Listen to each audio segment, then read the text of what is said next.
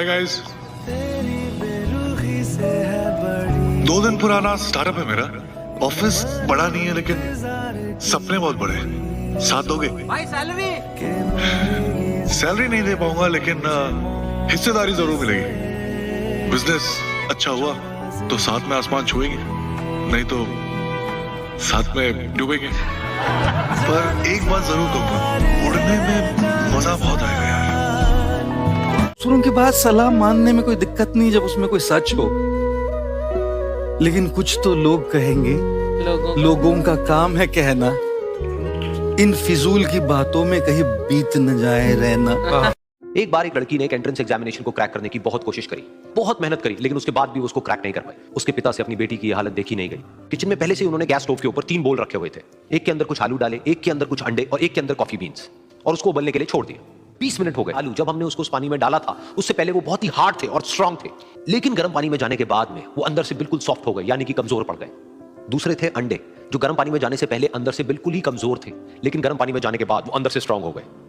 तीसरी थी कॉफी, जिसने कुछ ऐसा किया जो इन दोनों से बिल्कुल अलग था, यानी कि उसने उस गर्म पानी में जाने के बाद में खुद को नहीं बदला बल्कि उस पानी को ही बदल दिया।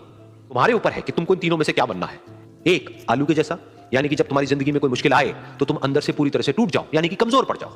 दूसरा अंडे के जैसा, यानी कि जैसे ही तुम्हारी जिंदगी में कुछ मुश्किलें आए वो मुश्किलें तुमको अंदर से तोड़े नहीं बल्कि तुम अंदर से और स्ट्रांग हो जाओ। या फिर तीसरा, यानी कि कॉफी के जैसा, मतलब कि जब तुम्हारी जिंदगी में कुछ मुश्किलें आए तो तुम ना सिर्फ उन मुश्किलों का डट करके सामना करो बल्कि अपनी जिंदगी को ही बदल दो। और दुनिया में राइज करने का सबसे अच्छा साधन है बेइज्जती। जो तुम मोटिवेशन ढूंढते हो ना, वो इसीलिए ढूंढते हो क्योंकि तुम्हारी बेइज्जती नहीं होती। जिसकी बेइज्जती होने लगेगी ना, उसके अंदर आग लग जाएगी कि तुमको दिखाएंगे अब, और तुम उसी चीज से डरते हो। भाई तुम क्लास में टीचर पढ़ा रहा है, तुमने कोई सवाल किया, टीचर ने डांट के बिठा दिया, बदतमीज कहेंगे, बच्चों जैसे सवाल करो, भगा देंगे क्लास। पूरी क्लास हंसने लगी, कितनी आग लगी अंदर कि मास्टर आईएएस बनेंगे, बंद कराएंगे तुमको, कुछ भी हो जाए। 2 तरह के स्टूडेंट्स होते हैं, एस्पिरेंट्स। एक जो पढ़ते ही नहीं, उनका पेपर हमेशा अच्छा होता है। Whenever you meet them, they will say कि बहुत शानदार पेपर है। कैसा हो पेपर? सर बहुत अच्छे पेपर। कितने क्वेश्चन किए? सर 120 जा रहा है। रिजल्ट के दिन वो 2-3 दिन गायब रहेंगे, फिर मिल जाएंगे 3-4 दिन बाद। क्या हुआ, हो गया प्री में? सर वो शायद फिल करने में कहेंगे, there was a problem in filling sir. और वो 4 बार से यही प्रॉब्लम बता रहे हैं। मैंने कहा जब तेरी फीलिंग में प्रॉब्लम है तो फीलिंग ठीक कर ले। I will try sir. एक तो वो लॉबी होती है जिसको पता चल जाता है कि यार भैया हम तो वापस जाके अपने पेट्रोल पंप पे बैठेंगे, हमारे लिए नहीं। पर जो लोग पढ़ते हैं, जो लोग वाकई में सोसाइटी में बड़ी मेहनत करते हैं, वही डिप्रेशन का शिकार होते हैं। तो क्योंकि हर आदमी उनकी तरफ देख रहा होता है, पेरेंट्स देख रहे होते हैं, रिलेटिव्स, फ्रेंड्स। इतिहास ने मुझे बहुत कुछ सिखाया, और उसमें एक चीज यह सिखाया कि बड़ों से लड़ते रहो और छोटों को गले लगा लो। बड़ों से लड़ते रहोगे, वो तुम्हें दुत्कारते रहेंगे।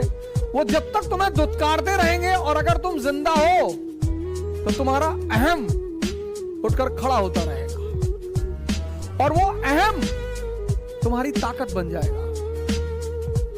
जब तुम चाटुकारिता करते हो तो तुम बने तो रहते हो लेकिन खत्म हो जाते हो। 2 लोगों के जीवन में कोई लड़ाई नहीं है। एक चपरासी के जीवन में, चपरासी, कुछ लोग मुझसे कहते हैं मुझे चैलेंजेस नहीं चाहिए लाइफ में। बहुत अच्छा, चपरासी बन जाओ। चपरासी का काम क्या है? साहब के ऑफिस के बाहर बैठा हुआ है, जो भी मिलने आया मीटिंग करा दी, वरना बैठे हुए हैं, क्या फर्क पड़ता है। और वो भी चपरासी अगर ब्यूरोक्रेसी का है, जुडिशरी का है। भाई राजा से मिलने के लिए जो सबसे अहम आदमी होता है वो यही लोग होते हैं, यही इंफॉर्मेशन देते हैं। साहब कितने बजे आते हैं, साहब कितने बजे आते हैं, कहाँ जाते हैं, गोल्फ खेलने कहाँ जाते हैं। और या फिर जो लोग हरिद्वार चले गए, जिन्होंने कहा भैया हमें नहीं बनना आईएएस, हमें प्रधानमंत्री नहीं बनना, हमें कुछ बनना ही नहीं। आज आप गेरुआ पहन लो, आज आपके जीवन की सारी चुनौती खत्म, क्योंकि आपने मान लिया कि आप इस जीवन की लड़ाई में शामिल नहीं हो। जिन चीजों को भी आप समझ लोगे उनसे आप ऊपर उठ जाओगे। ये सबसे बड़ा सूत्र है सर। भागने की कोई आवश्यकता नहीं। मन 2 चीजों से काबू में आएगा, या तो नशे से या ध्यान से। और शंकर जी का संबंध दोनों से है। मजेदार बात देखिए, प्रथम योगी माने जाते हैं विश्व के, ब्रह्मांड के। मन जो है वो 2 चीजों से काबू में आएगा, एक तो नशे से, पर नशे से वो कुछ समय के लिए आएगा, कुछ समय के लिए आपको दुनिया का सारा दर्द भुला देगा, 4 घंटे 5 घंटे 6 घंटे, लेकिन 6 घंटे बाद वो फिर जिंदा हो जाएगा और दर्द हो जाएगा। फिर जब और दर्द हो जाएगा तो व्यक्ति फिर और नशे की तरफ भागेगा, फिर ऐसा हो जाएगा कि वो नशा उसे मार डालेगा। तो वो नशा, वो धतूरा, वो भांग, वो गांजा, ये जितनी भी नशे की चीजें हैं, ये भोलेनाथ पे चढ़ा कि प्रभु ये तुम ले लो और ध्यान हमको दे दो। जो भिखमंगे होते हैं ना, वो बड़ी आइडियलिस्टिक बातें करते हैं। जैसे you are a collector and your driver says कि सर हम आपकी बहुत इज्जत करते हैं। नहीं करोगे तो जिंदा भी तो नहीं रहोगे।